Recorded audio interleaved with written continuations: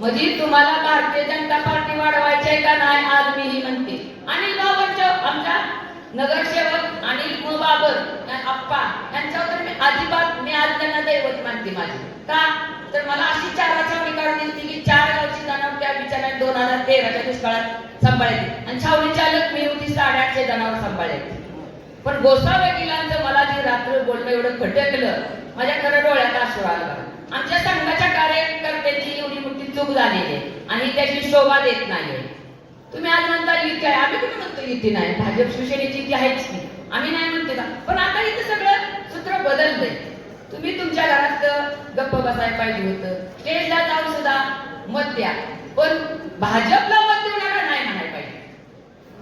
ही फार मोठी गोष्ट चुकीची घडलेली आहे. आणि वैभवदादांचं काम तुम्ही बघा. तुम्हाला वैभव पाहिजे ना, वैभवात पाहिजे ना, वैभव ही लक्ष्मी निघते आणि लक्ष्मीच्या हातात कमळ आहे, कमळात लक्ष्मी आहे. मग मला सांगा आज कमळात लक्ष्मीला जर टोकरायची म्हटलं तर आपल्याला फक्त देवाला द्याला फक्त वटा पाहिजे घ्यायला आणि विट्याचा आज भाग्य आहे. आज मोदी साहेबांच्या ह्याच्यात आपल्याला देशात नाव वाजलेलं आहे ह्या वेळेचं आणि मोदी साहेबांचं जगात नाव वाजलेलं आहे.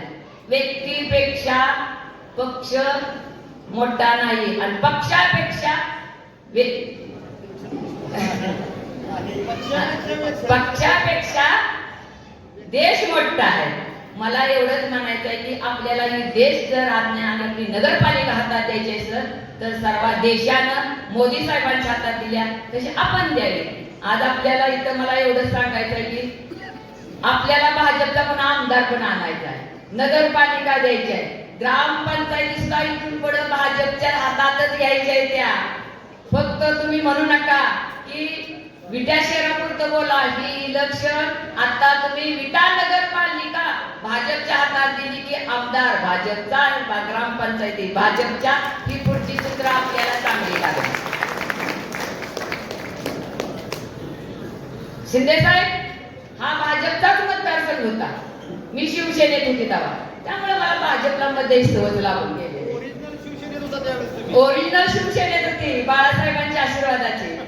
त्यावेळेस पण हा मतदारसंघ बीजेपीचाच होता. पुन्हा नंतरही बदलाबदली झालेली, बाबासाहेब आल्याच्या नंतर गेलाय, पण त्यांना वाटतं की आता आम्ही, तसं नाही. हा हक्काचा मतदारसंघ भाजपचा आहे, इथनं तुम्हाला भेटलेला आहे आणि ती तुम्हाला सांभाळता येणार. मी आता म्हणते तुम्हाला ग्रामपंचायत सांभाळते ना बाबासाहेब, कशाला तुम्ही आता विट्यात आमच्या वाटोळ्या करायला लागलाय. आज माझ्या गावच्या ग्रामपंचायतीच्या 7 सदस्यांनी राजीनामा देऊन 6 महिने झालं. तुम्हाला एका ग्रामपंचायतीचे मित्र आहे ना,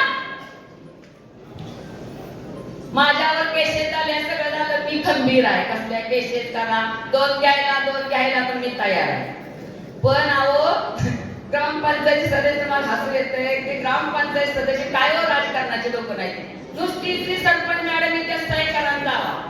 मग तुम्हाला असं करायचंय का, असा नगराध्यक्ष बसवायचा आहे का. बाबासाहेबांच्या हातात तुम्ही सत्ता दिली की नगरसेवकांचा उपयोग होत नाही. आमच्या गावचं उदाहरण घ्या. आमच्या गावच्या ग्रामपंचायत मध्ये सदस्य गेली 1.5 वर्ष नाही, नगराध्यक्ष 1.5 वर्ष झालं सदस्य जात नाही की माझ्याकडे पुरावा आहे की 5-5 महिने सदस्य गेले नाही की 6 महिन्याने राजीनामा देऊन टाकतो 7 सदस्य.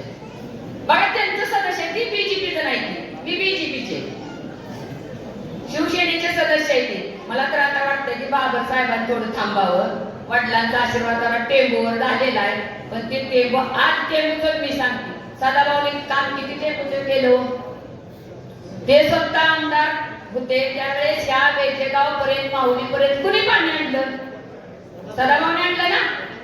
हा आम्ही आंदोलन चौकात करत होतो ना, टेंबूचं पाणी द्या, टेंबूचं पाणी द्या म्हणून ना आंदोलन करते न्याय भाजपची. आणि तुम्ही उठले सुटलं म्हणताय टेंबूजन टेंबूजन. आज मला सांगा बेचेगावला आमचे पडळकर साहेबांनी गिरीश महाजन साहेबांना त्या टप्प्याचं काम पूर्ण केलं. भाजपचं कुठं नावच नाही. म्हणजे भाजप सगळं आमच्या भाजपच्या विद्याच्या पदाधिकाऱ्यांनी नेऊन बांधलं या बाबासाहेबांच्या गोट्यात. आज आमच्याकडे खासदार झालं, सगळं जिल्हा जलसंपदा मंत्री आलं, त्यांनी एवढी कामं पूर्ण केली, त्यांनी नारळ काही नाही, ते सुद्धा म्हणते की बाबर साहेबांनीच काम पाण्याचे केलं. मग केंद्रात सत्ता भाजपची असल्याशिवाय तिथं काम होईल का? आणि तुम्हाला कसं बोलणं पडतं या मला सांगा.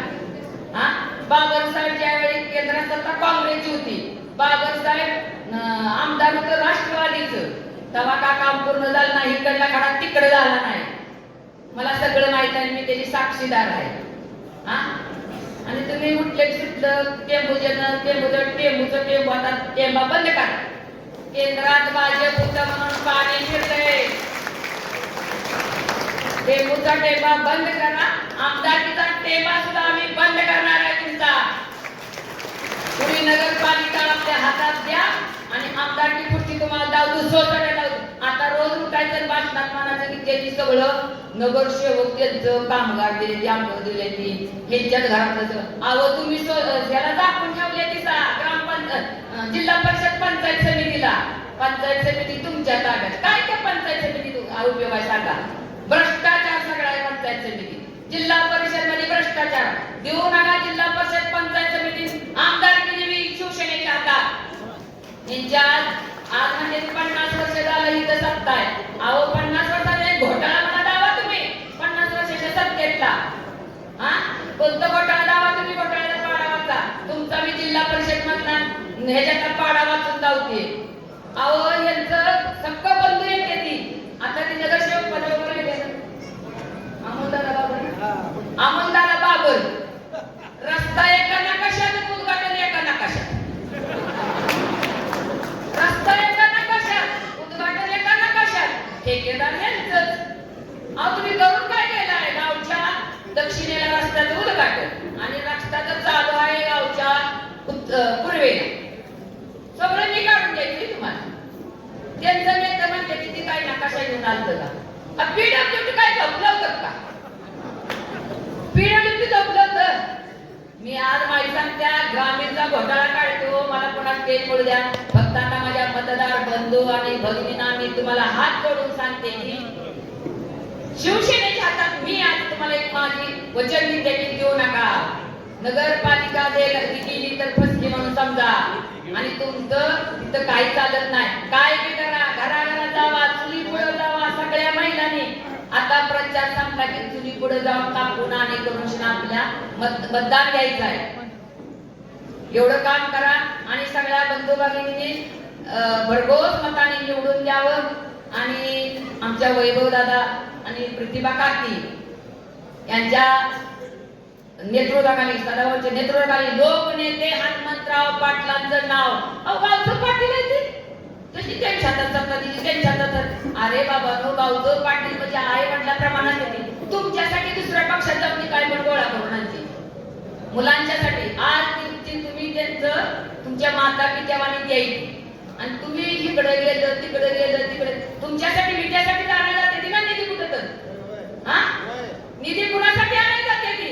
विद्याच्या विकासासाठी निधी आणायला जाते ती त्यांच्या घरात कुठलं काम आणायला जात नाही. 50 वर्षात आता 50 वर्षात गाडीची काय दिली सुधारणा केली? अहो 50 वर्षात गाडीची पाण्याची टाकी बांधली, त्या पाण्याची टाकी पाण्याला बघा जावा. आता मी माझे भाषण थांबवते का तर माझ्या पाठीमागे अजून बरीच लोक आहेत आणि मला बोलायला ते काय सुचत नाही. जय हिंद, जय महाराष्ट्र. भारतीय जनता पार्टीचा भारतीय जनता पार्टीचा जय हिंद, जय महाराष्ट्र. माझ्या तोंडातून काय दोन शब्द गेले असेल तर मला परत द्या. बरोबर बोललाय. धन्यवाद.